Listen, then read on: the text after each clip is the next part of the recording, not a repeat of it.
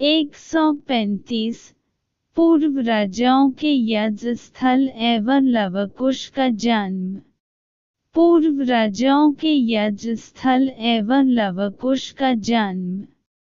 अयोध्या से प्रस्थान करने के तीसरे दिन शत्रुघ्न ने महर्षि वाल्मीकि के आश्रम में विश्राम किया। रात्रि में उन्होंने मुनि से पूछा, हे महर्षि, आपके आश्रम के निकट पूर्व में यह किसका यज्ञ स्थल दिखाई पड़ रहा है? महर्षि बोले, हे सौमित्र, यह यज्ञ स्थल तुम्हारे कुल के महान राजाओं ने बनवाया था। मैं उनके विषय में बतत हूँ। तुम्हारे कुल में सौदास नाम बड़े धार्मिक राजा हुए हैं। एक दिन आखेट करते हुए उन्होंने वन में 2 भयंकर दुर्धर्ष राक्षसों को देखा। राजा ने वन चलकर उनमें से एक को मार गिराया।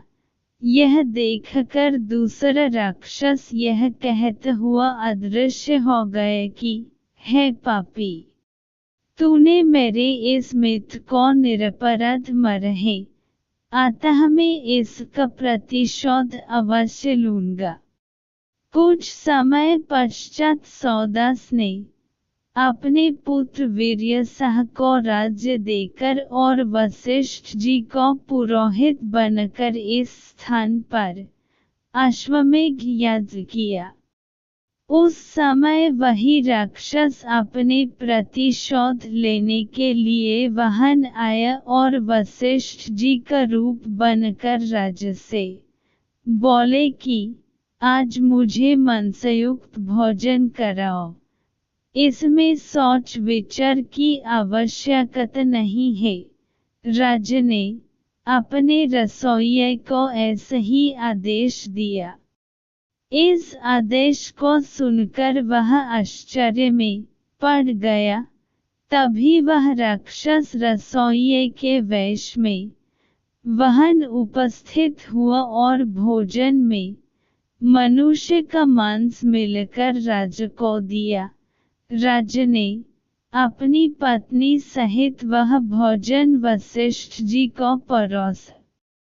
जब वशिष्ठ जी को ज्ञात हुआ कि भोजन में मनुष्य का मांस है, तो उन्होंने क्रोधित होकर राजा को शाप दिया कि, राजन, जैसा भोजन तूने मुझे प्रस्तुत किया है, वैसा ही भोजन तुझे प्राप्त होगा। तब तो राजा वीर्यसह ने भी क्रोधित हो हाथ में जल लेकर वशिष्ठ जी को शाप देना चाहा, परंतु रानी के समझने पर वह जल अपने पैरों पर डाल दिया। इससे उनके दोनों पैर काले हो गए। तभी से उनका नाम कल्मषपद पड़ गया। तत्पश्चात राजा और रानी ने महर्षि वशिष्ठ के पैर पकड़कर क्षमा मांगी और पूरा वृत्तांत उन्हें कह सुनाया।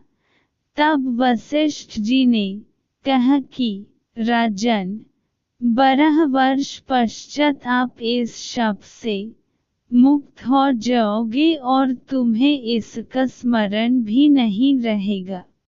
हे शत्रुघ्न, इस प्रकार राजा कल्मषपद उस शाप को भोगकर पुनः राज्य प्राप्त कर धैर्यपूर्वक प्रजा का पालन करने लगे।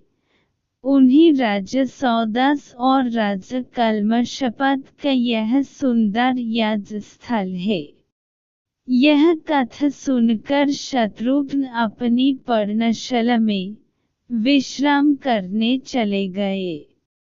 जिस दिन शत्रुघ्न वाल्मीकि के आश्रम में पहुँचे उसी रात को सीताजी ने एक साथ 2 पुत्रों को जन्म दिया।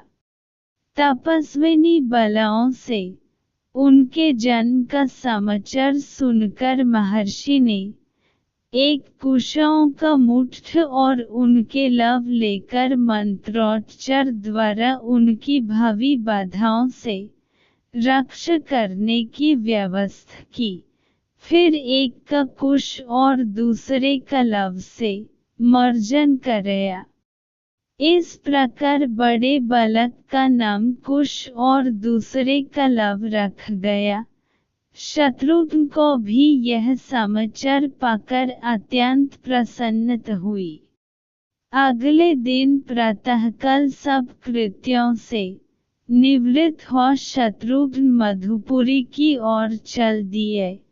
मार्ग में 7 रात्रियां व्यतीत कर वे महर्षि च्यवन के आश्रम में पहुँचे।